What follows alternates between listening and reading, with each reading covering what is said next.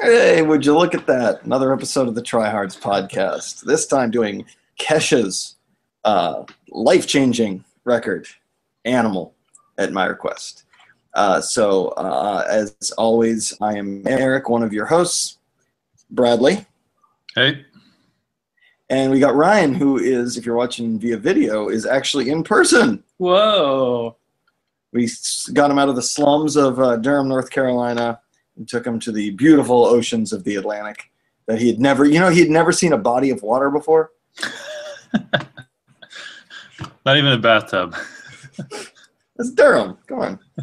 I can't swim. Why would I take a bath? There you go. Exactly.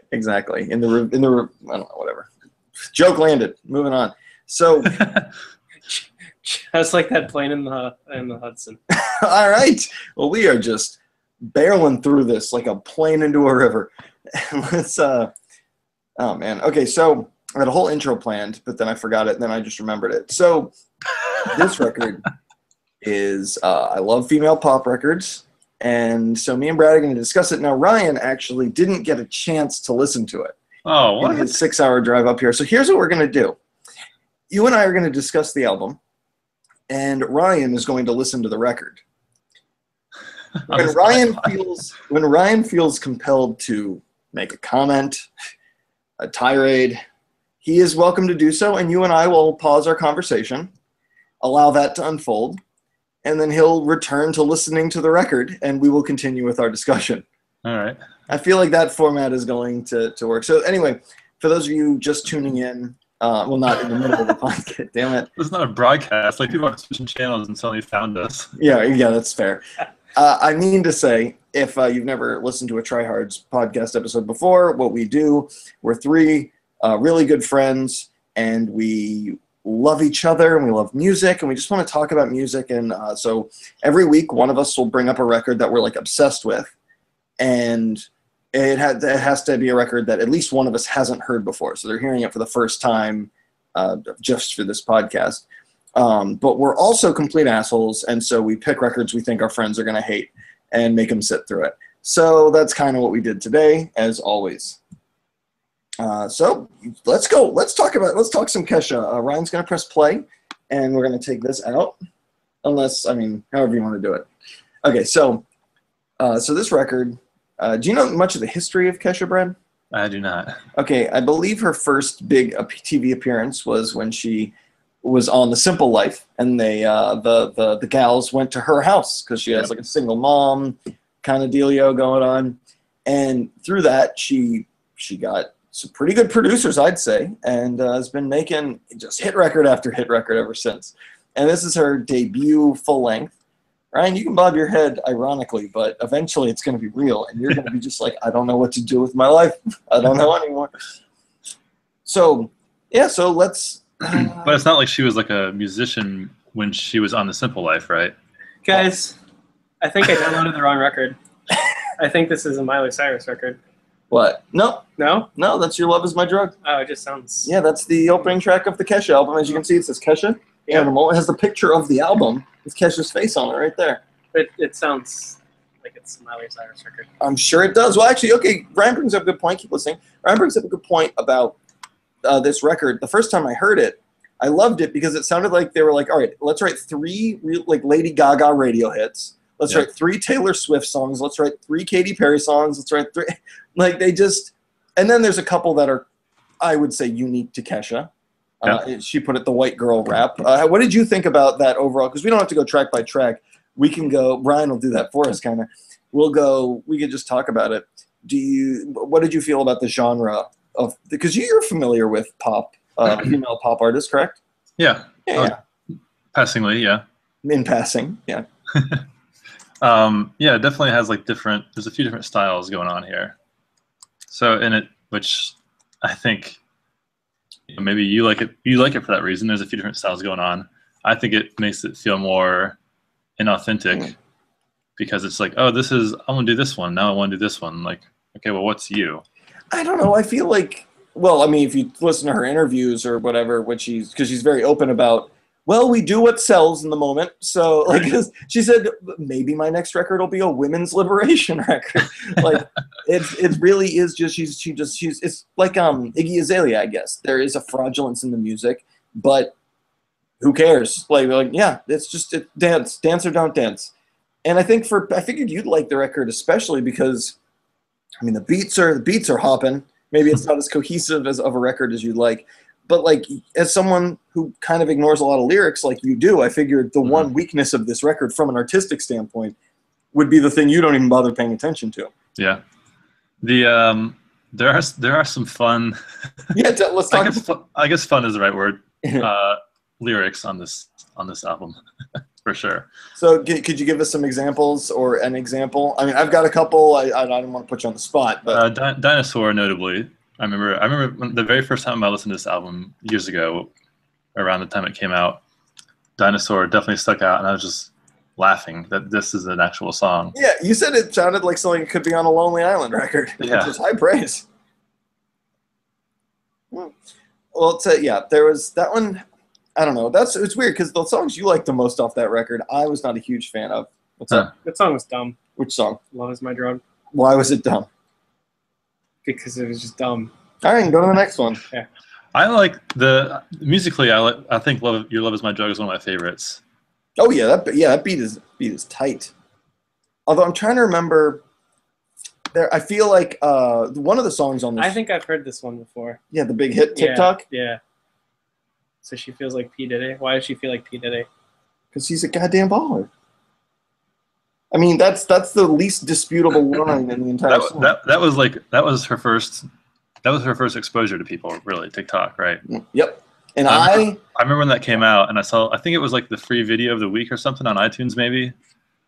And I remember watching it and listening to it, and I was like, I wasn't sure if it was a joke or not. I thought it was like another. Yeah. She said she brushes her teeth with a bottle of Jack. Yeah, before she leaves, because she's not coming back. Yeah, I wasn't sure if it was a joke or if it was serious, but I was like, this. Like, I hate saying this, but like, I was like, is this what music is now? Yeah, no, I had the same thing because. Wait, okay, hold on. She cited CDs, but this had to have come out at a point where CDs were completely irrelevant. Probably 2010. Yeah. Why is she saying CDs? She's an old soul. She could make MP3s rhyme. Sure. Well, she's not an old. I love it because it starts with, he's like, oh, I didn't like that song at all. That song's dumb too. Like, oh, he's getting more angry at it, and just now he tailored that off with, she's not an old soul, and I think we're gonna see a complete meltdown by track like 8. And to Ryan's point, I think in 2010, I think CDs were still the primary means of playing music in your car, which is what she's talking about at that point. Yeah, plus she had a beat to shit old car. That's kind of her whole thing. Yeah, because she's real. She keeps it real, Ryan. I say this with a Lady Gaga song. Because they're pretty similar sounding? Oh, yeah, that'll do it. I don't know if that's accurate. I just, had to get him out of my hair for a minute. Dude, yeah. Oh, also, off screen, we've got our producer with us, Paul. Behind the knobs. See what? Oh, my God. I love that it took that long to even introduce him into this. Yep. Yeah, no, right. Well, here's why I wanted to make sure that he at least stuck his head in. Was this was the thing that inspired me to do all the podcast stuff, was the fact that the 4 of us did a radio show together like forever ago where we analyzed records, but we did it from like the most boring way possible. And every once in a while we'd accidentally be interesting by talking about it the way we're talking about it now. And so I kind of wanted to see if we could squeeze the juice out of that. But I thought that'd be a fun little treat for you guys to gaze upon each other for a second. And I love that you can see his hand just working behind Ryan right now. Working. He's signaling. He's working the knobs. He's got it all. He's got it all happening. Okay, so yeah, TikTok was. I hated it because I heard it on somebody's MySpace profile. We want to, and it was. But all I heard, like the clip that played, or maybe it wasn't that. Maybe it was like on a commercial or something. But I just remember it. It went like, "We ain't coming back. Talk about pedicures on my toes." And I was like, "Oh, that's the worst thing I've ever heard." And then she went on. Everyone said her SNL performance was so awful, and that made people hate Kesha. That's what got me into her.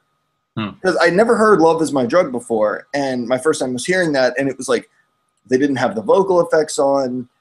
and all you could really see was like, yeah, she can't really sing that well, but she's exhausted from dancing. That's why they all lip sync. But at the same time, I was just like, oh, this is what it was. This is like a basement show version of a pop star. And I was like, I could get into that. And when I listened to the actual record, I loved it. Absolutely loved it. But I'll take a record full of hits. I know you want a full, like a cohesive record that kind of encapsulates an artist in time. Oh, man, I'm fine if you give me the hit after hit. I understand. Like, I'm not going to get that from a pop album, pretty much. Oh yeah, I'm not, I accept it. But but that's the thing. We're discussing this as a piece of music. We're not going like, oh, let's forgive X, Y, and Z because of the genre. Okay. If there are no vocals on this record, it would be really good. Yeah, the producer's amazing. That guy is incredible. Like, fan-friggin-tastic. Does he have a solo record? Does he have a solo? I haven't looked his stuff up in a while. I doubt it. It's probably like avant-garde prog rock shit. You'd hate it. Yeah. All right. Speaking of which, we're going to do some point in the future. We're going to do a Steven Wilson podcast. That'll be if we can talk about Ryan's interests. All right. Nice to talk about something with actual talent. Yeah. Okay. Keep listening. You'll get there. So, all right. So, did you? So, what were your thoughts on our SNL performance? I know it was I would say polarizing. It's me and everyone else. I don't think I've actually seen it. She's all dressed up in body glitter. Yeah, I haven't seen I it. feel like I heard you complain about it at least once. I haven't seen it. I don't remember it. There was, because she said a line in that where she goes, "It's Saturday night. Do you want to make out?" And I remember you going like, "Yeah, I liked it up until then," because it's like, come on. That's how I feel about Your Love Is My Drug too. I hate it until the very, or I like it until the very end where she's like giggling, like, "I like your beard." Oh, that's what I meant, because she changed. I like that. Sorry, that's the part I thought I said you were referring to, because she replaced "I like your beard" with "It's Saturday night. Want to make out," and then giggled. And you were not a fan, if I recall correctly. Yeah. All right, sweet.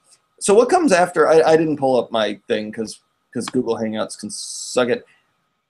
What's the next track off there? I can actually look at his. Oh, it's Take It Off. Just talking about everyone getting naked. Yeah. I have nothing to say on this song. Me neither. Yeah. Can I skip it?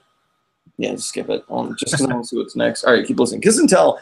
That's another one of those Katy Perry type songs. Or Miley Cyrus type songs. I don't listen to enough Miley Cyrus to know, man. Or Lady Gaga type songs. No, the Lady Gaga songs are clearly different. Well, what did you? Okay, well now it's definitely time to look up some lyrics, because there are too many like gems on this record for us to just ignore. And it turns out Kesha's not up. What? Kiss and Tell sounds like a modern Taylor Swift song to me. Oh, okay. Well, then I'm just wrong. But okay, not a 2010, not a 2010 Taylor Swift song. But like back when she was really good. Yeah, right.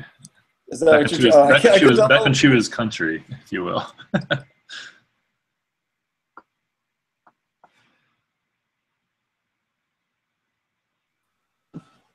I was just being optimistic. Okay.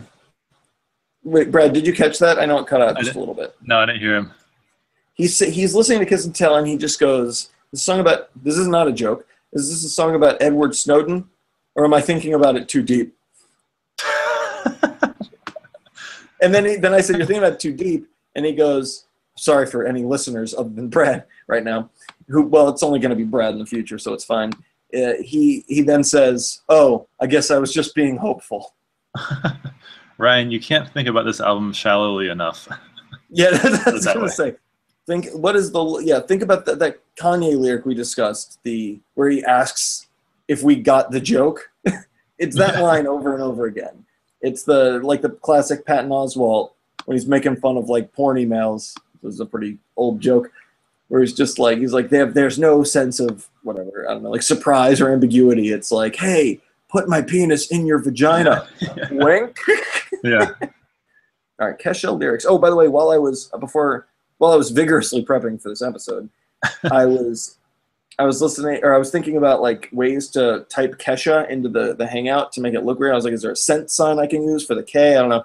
And then I was thinking about just stupid names for like DJs and pop groups and rappers. And I thought of a great, because they have these weird, like completely shallow, semi-ironic, but you think they don't even really get the message of it.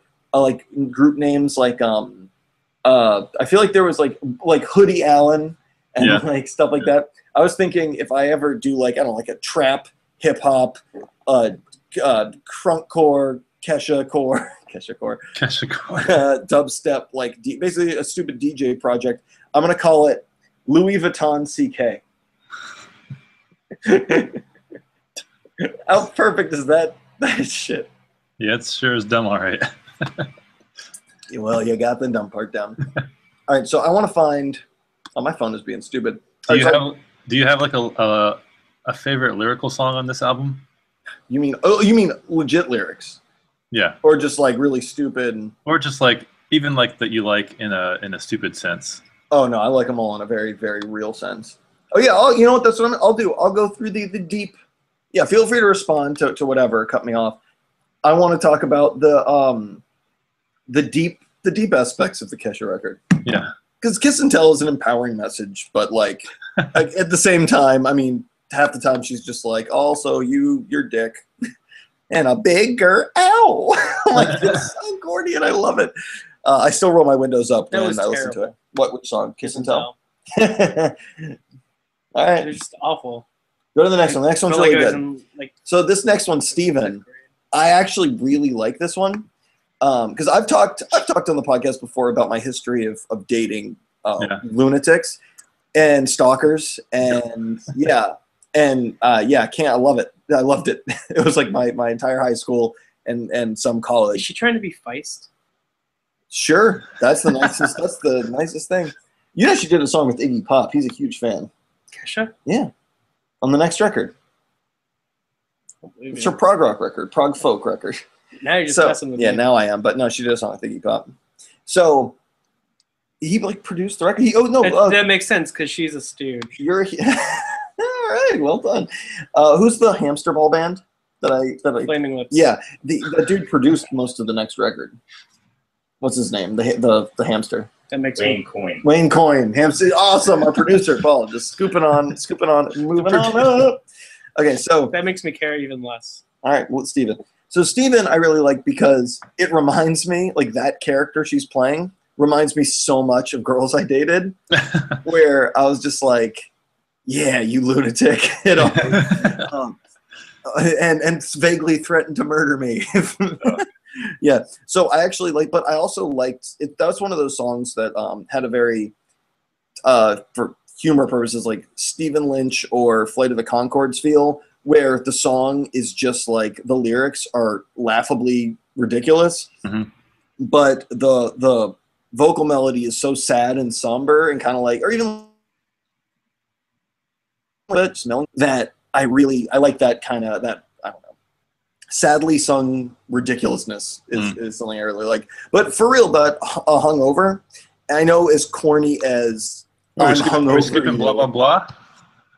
I hate that fucking song so much. He's probably not calling her because he has a girlfriend. No, yeah, I know. No, she's crazy. That's the point. She's supposed to be like a stalker type. Go to the next song. Blah blah blah. That's okay, Brad. Talk about blah blah blah. Yeah, we're not skipping blah blah blah because I would really want to get Ryan's take on blah blah blah. Well, let's talk about it. I'm sure you will, because oh my god.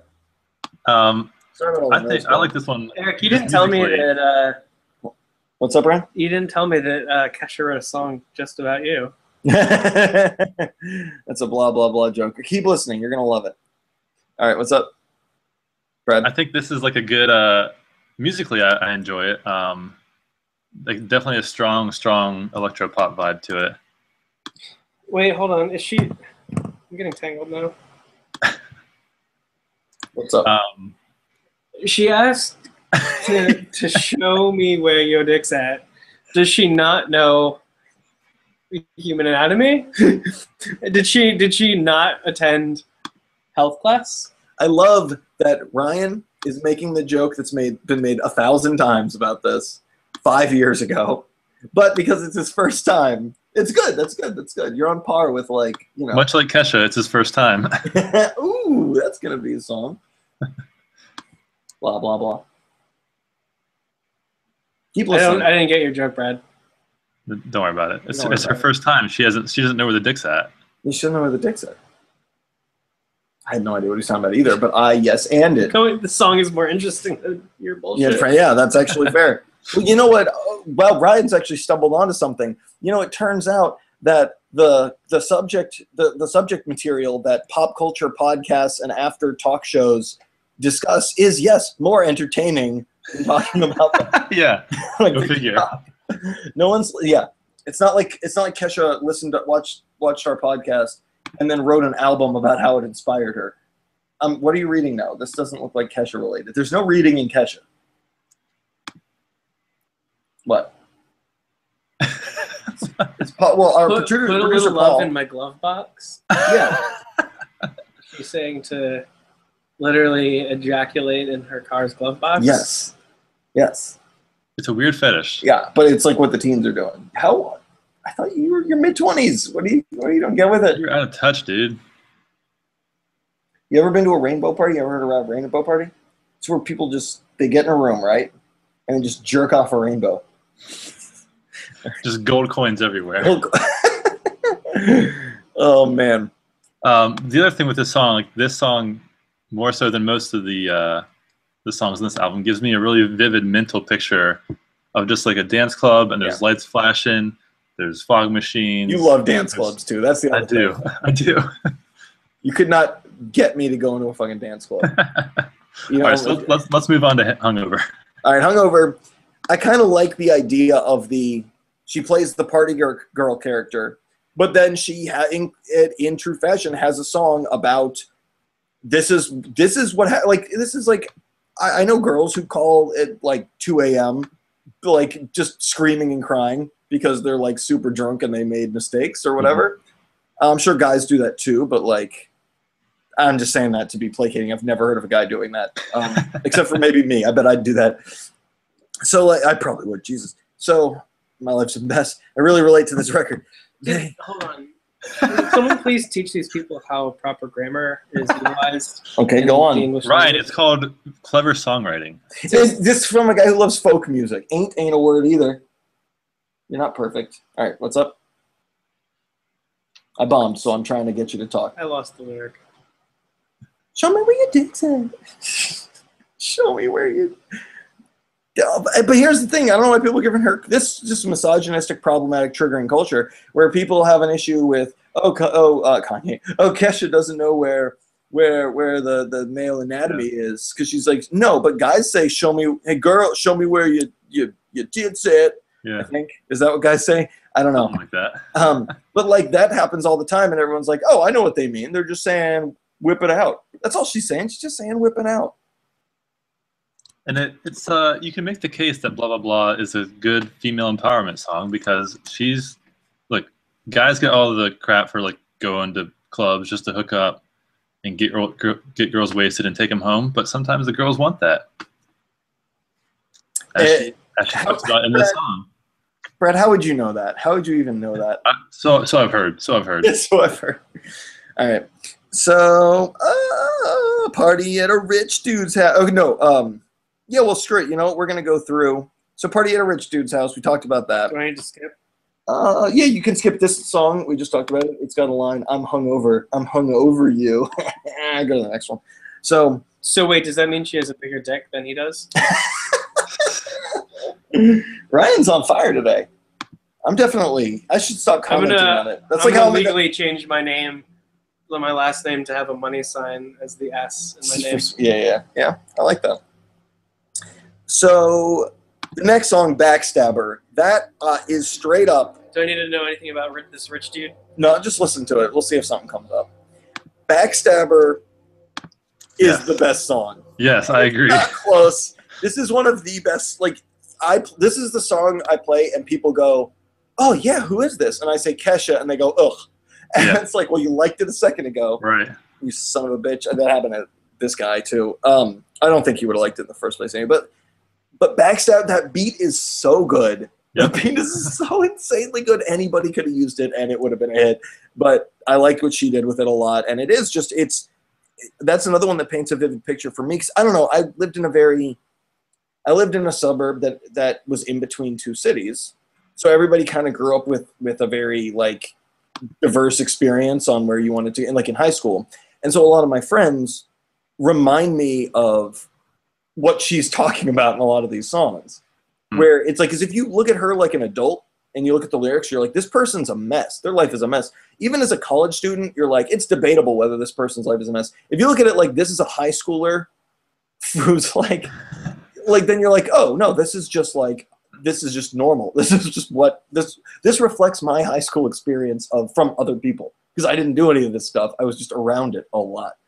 And so Backstabber reminds me of like the girl sitting in her basement just being like, I'm mad at this other girl for, talking. If this were satire, this would be fantastic. You say that about every good thing in the world.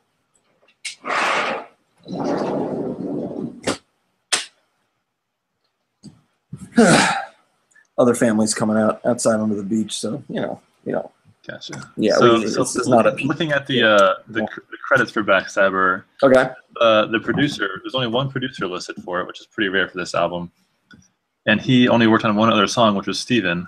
Oh, really? My favorite too.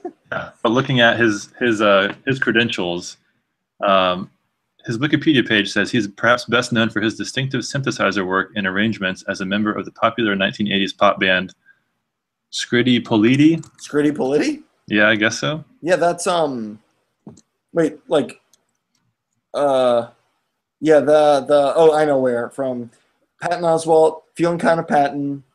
Maybe I'll get the guys from Scritti Politti to bone me because I'm not getting any cock from Jackal with a Y. No, I don't think so. That's Scritti Politti.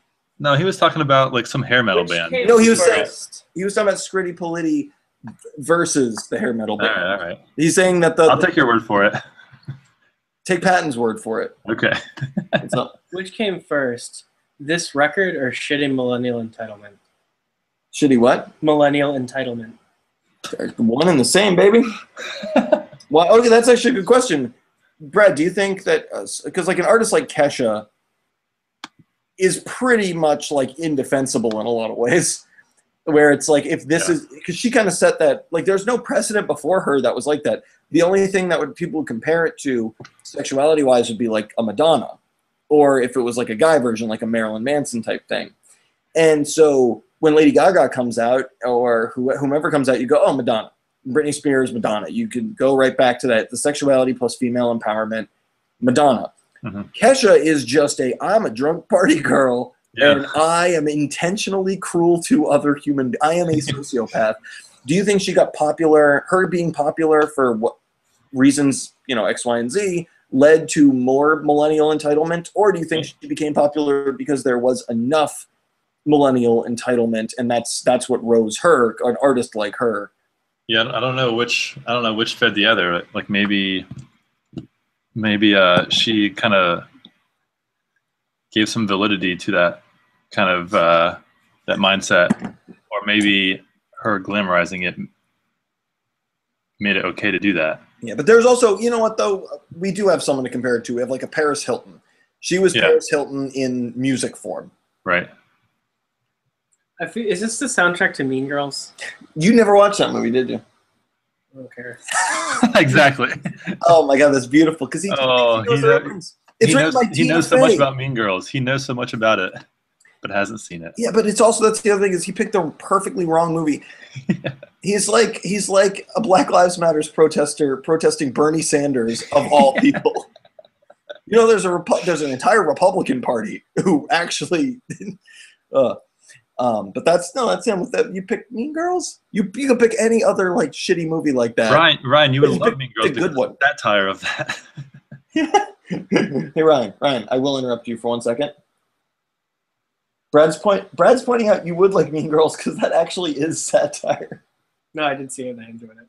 All right, what the hell? Brad, I've been trapped with him for 24 hours. Yeah. It's actually been a lot of fun. I'm really sorry you couldn't come. Yeah, me too. So just as a quick update, I told Brad the wrong weekend when we were going, to the podcast retreat. I can't handle any more of this song. He's going to break. Which song was that? Backstabber. Oh my God. We just finished talking about how that was the best song artistically. All right, she's on Blind. Okay, now he's on Blind. No, it was so repetitive. Oh, it's so good. No, it's not. All right, keep listening. So he's listening to Blind, and we talked about Dinosaur, but Blind. More like Deaf. Jesus fuck. Blind. Jesus. I love that this is great. I wish this album. Hey, let's do dude, Brett, let's do animal/cannibal. Let's just keep this thing going and just keep telling them to go to the next track. So I love that he's so bored by like, oh, they didn't put 14 movements into this 3-minute pop song. Two and a If half. this record is so much about female empowerment, why is she complaining about being alone? That's what I'm getting into. So Blind and Dancing with Tears in My Eyes, and Hungover, it's the end of the party or the next day, and this is what happens at the end of a life when you live that kind of lifestyle. And I thought it was really cool that If her heart stopped, why is she singing this song? Shouldn't she be dead? Yeah, but metaphor. I listened to that Steven Wilson record you sent me. No, it's Frank Zappa. Frank Zappa compared banging a shark carcass to I don't know, because I didn't. I screwed up. Yeah, well researched. Yeah, I know. Yep. Anyway, that episode went well. Glad you put your 110% into it. I did. Oh, well. Brad. Yeah, Brad. I listened to it, unlike you preparing for this record, for this podcast. Well, so that's the other thing is that I think Ryan's figured out, because I make fun of him for stuff, but I think he figured out he doesn't make fun of me back. He guilt trips me and makes me feel like legitimately bad, and he knows that that's what hurts me. He knows that I absorb insults and just suck out all the attention and then just spit them back out to keep it on me. What? Okay, so then we got Boots and Boys. Oh, we didn't go. What about Dinosaur? Oh, sorry. Okay. Oh, wait. So, okay, talk about Wait, Dinosaur. Go to Dinosaur. You can skip No. on. Did she refer to herself in the third person? What did you say? Something about. You know her name's Kesha. Yeah. So did you say Kesha says? No, hold on. Got a real quick way for you. Real quick answer for this. Did she say the word Kesha? It's not. Oh, no. She said catch me cry, not made Kesha cry. Make Kesha cry. Oh, man. Okay, so yeah, Dinosaur. Hit me with it. I hate this song. You hate this song? I hate the ones you love. I love that they musically captured the era of the Flintstones. That's a good point. Because it sounds like it feels like what is it? Fine. Yeah, go. We're talking about the next one anyway. Dinosaur feels like I'm at some sort of like theme park amusement. Some slutty theme park. Yeah, some slutty theme park with dinosaurs coexisting with humans, driving around in stone-wheeled cars. So you're thinking, wait, instead of, because the song is about, should we be saying what these songs are about? I feel like so far all the titles have been pretty clear. Dinosaur is about girls hooking, or no, it's about like older guys trying to hit on younger girls. Sounds like she sampled a bastardization of the X-Files theme song. And, bastardization, got it. Sound like you're gonna, so with Dinosaur, so Brad, you're telling me that when you picture it, you're picturing the literal interpretation of actual dinosaurs trying to pick up women.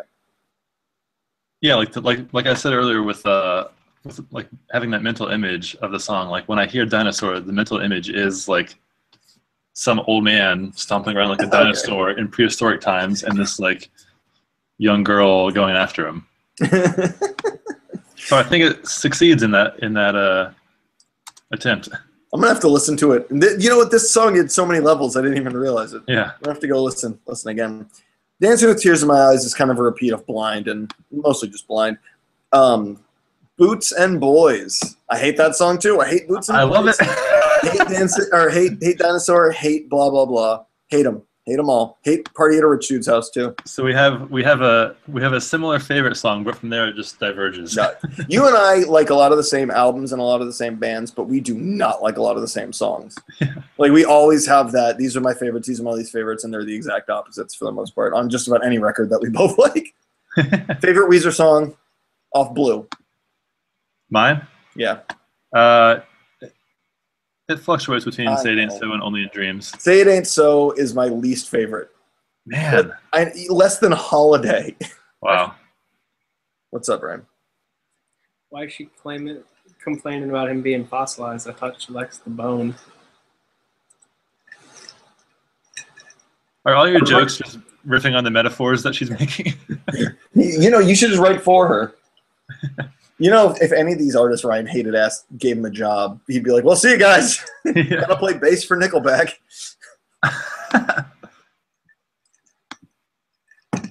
But yeah, I love producer Paul's shaking his head no, that it's probably not going to happen. So no calls for Ryan from Nickelback? Chad Kroger's not on the line? Next week. All right, next week. Maybe next year. It's always next year. What's the song you on now? Dinosaur. All right, skip that. Good. No, leave him on Dinosaur. All Let right, him keep go on listening to Dinosaur. Dinosaur. Let him I skipped it. But yeah, the thing I love about Boots and Boys is it has that good like nighttime driving vibe to it. It makes me want to crash my car personally. Dude, there are songs I like that actually cause me to almost have accidents because, and this sounds like an exaggerated joke, but I roll my eyes at lyrics sometimes, and it like makes me not be able to see the road for a minute. And, like, there's this one song I love, and then there's this out of nowhere, this dude just drops some line about killing himself out of for like in apropos of nothing. And I'm like, all right, give it a rest. Come on. And if I'm gonna wreck while driving, it's because I'm trying to finish a drum solo and I can't make the turn you run out of because drums. the fill's going this way and I need to turn this way. Well, that's why you got to learn to play left-handed too. Yeah, exactly. For those turns, the toms will be on the other side. I'm trying to think when I usually. Well, I remember one of the times you went to the beach with me years ago. We're driving. We're coming in Maryland. We're going across the Bay Bridge, the giant bridge. It's in the middle of the night. Yeah. Well, just nighttime, I guess. And then while we're on the bridge, I had this mix CD that I made, courtesy of Kesha, with the CDs. I made this mix CD for our trip. And at that point, when we get on the bridge, dong, dong, da, da, da, dong, and it's DMX's What's My Name comes on. And that gets us so amped, and that's why I put it on there. And this was, I think this was in late 2009. So the reference that you made was clear. You go, man, if the Cloverfield monster just burst through this bridge right now, that'd be how we go out. Yeah, and I'd be okay with that. We'd look at each other, and you'd step on the gas, and we'd look straight. I'm not a nice person. God, let's talk about that song for 10 minutes. Yeah. He sings about like murdering and killing and robbing and beating. And then in the third verse, he has this huge line where he drops the beat and he's like, I'm not a nice person. Yeah, clearly. Made this abundantly clear. How's it going, Ryan? It's almost like if you're just listening, it's like he's in an isolation booth. He's getting like tortured, and we're like, how are you doing? You good? You good? It's like he's performing a stunt, and he just his thumb sticks out of wherever he's at. He's like, okay. I did see him force a yawn out there, so that's his commentary for now. All right, so there it is again. Yeah, we get it, Ryan. All right, so now he's at Dancing with Tears in My Eyes. Go to Boots and Boys. Go to the next one. So Animal, as Kesha said in concert, it is her best song. She thinks that's her best song. I think of all time, the Herald song is probably the best song. Like that's not on this record. That one sounds good, but like. Well, that's like an actual song. Like, there's no like random Kesha bullshit that gets thrown in there. You could replace that with any other singer, and it wouldn't. But unlike a lot of these other ones, if you replace, let's play that game. Replace a Kesha song with literally any other musical artist, and how much would people freak out? Like 2 Chainz did blah blah blah. Yeah. Tell me where your dick's at. So Animal though. I'd say I watched multiple concerts, live concerts from Kesha. I think that live, her band does a really good job, and they do. I don't really. A full band? Yeah, it's like there's like 2 DJs, a couple guitarists, a drummer, a bass player. Okay. They're like half of them are hidden behind like scenery. But yeah, but Animal was the coolest song that I'd heard played live, and I'm pretty sure it's across the board. I think it was really good each time I saw it. For a while, it was her closer. I know it's the last song on the record, but like, that's still, if it's your closer, or she probably closed with TikTok for the 7th time. But like, every other song is TikTok. But like but Animal, I think that's a fantastic song. And after hearing it live and listening to it again on record, even though it's not full band on the record, it's just whatever. It's all electronic, just like most of the record. It's a really good song. I think it's a really, really good song. I don't pay attention to the lyrics, but I think even lyrically it probably is. But just musically and the vocal melodies are really, really good. I can't say I remember too much about it. Yeah, that's fine. Where are you at, Ryan? I'll go back and listen. Yeah, go back and listen to it. It's a good time now that the podcast is over to let's reflect on the record and come up with. Has he done Boots and Boys yet? He's listening to it right now. That's why he's looking at me like that. You can say stuff. What do you think? I think just talk us through it. Talk us through it, Ryan. Yeah, talk us through what's happening. Leave it playing in one ear. She likes boots. What else does And she like? she likes boys, and she likes how their dicks smell. Oh, that's right. You should like this, Ryan, because there's no metaphors for you to make jokes about. She's straight up about what she likes. She's telling you what she likes. Does that threaten you? No, the quality of this music threatens me. No, I actually, if a girl said half the things Kesha says on this record to me, that would absolutely threaten me. That is terrifying. You're right there, Ryan. The quality of this music is pretty bad. A kazoo really would have made this a lot better. It's true. Frank Zappa loves his kazoos. Oh, man. All right. I skipped to the last track now. We're actually going to do the extended version with her 8-song EP. That Oh my God. Too do that. bad I don't have that. You don't want to hear See You Next Tuesday? I do not want to hear that song. All right. I guess so. Be a bit. I think this was written by like a 40-year-old white dude. It was. Of course it was. Okay. Well, and Kesha. She updated the terms. Like, she was like, no, Dad, it's not 8-track anymore. We listen to CDs.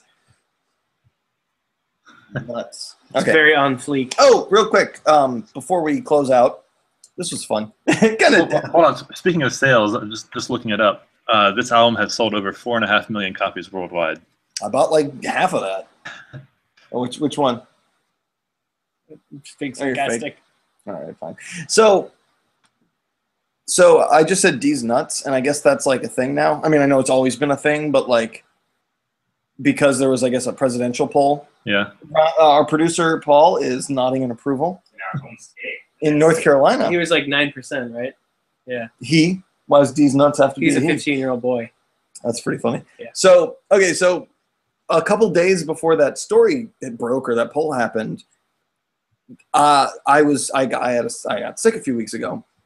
I was eating a lot of cold E's. So I tweeted. I didn't tweet it at them. I just tweeted it out. I said, cold E's nuts, and put a picture of it on it.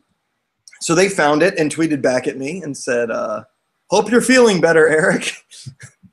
And that was pretty sweet. The company responded to my cold E's nuts pun. I listened to the CD, or are you actually enjoying what I did? Are you crying? This is like when you're tickling your friend and you're laughing really hard, and then all of a sudden they start crying, and you're just like, "Oh my God, what have I done? I hope I don't doesn't tell my producer on me." And all of a sudden there's a finger up the butt. It's all of a sudden. All right, Ryan, any overall thoughts on the album? Overall thoughts on the album. We're wrapping up. I'm allergic to everything. This gets a rating of inconsequential. Thanks, Pitchfork. Inconsequential out of 10. A 3.5.2. What does that do? Is that a thing? IP address. Why are you giving it an IP address? You're updating the technology for? Sure. Man, that did not. I tried to run with your stupid comment about the CD thing, and I got nothing from you the whole time. All right. Good work. Well, this is another Try Hards podcast. Low energy, but I think that was good. If we got our emotions up too high, this record's very controversial, and we could have probably ended our friendship. How is it controversial? It's not. That's the joke. Oh. Yeah, it's sad. My life is a satire. You See? should love it, Ryan. I just tried to fucking end it, and then you just brought me back in, and now I got to end it on a shitty note. Look at him. He loves it. He really loves it. All right, this has been the Try Hards podcast. You can find me at I'm Eric Brad. Tries. Sorry.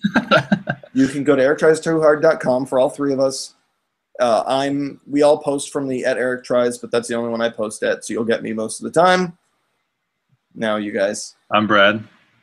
You can find my podcast at erictries2hard.com. You can. And follow me on Twitter at @B_Heartland. And I'm Ryan, and have a good one. No Twitter. No Twitter. And where can we find? Where can we find your writings? My writings? Yeah. Your Magic the Gathering themed fan fiction. I bought every volume. I don't know why you're laughing. I mean, it's making millions. Making millions. All right, sweet. I Well, tapped that mana so hard. all right. We'll see you guys later. All right, thanks, Brad. We'll play later. All right, see ya. All right, goodbye.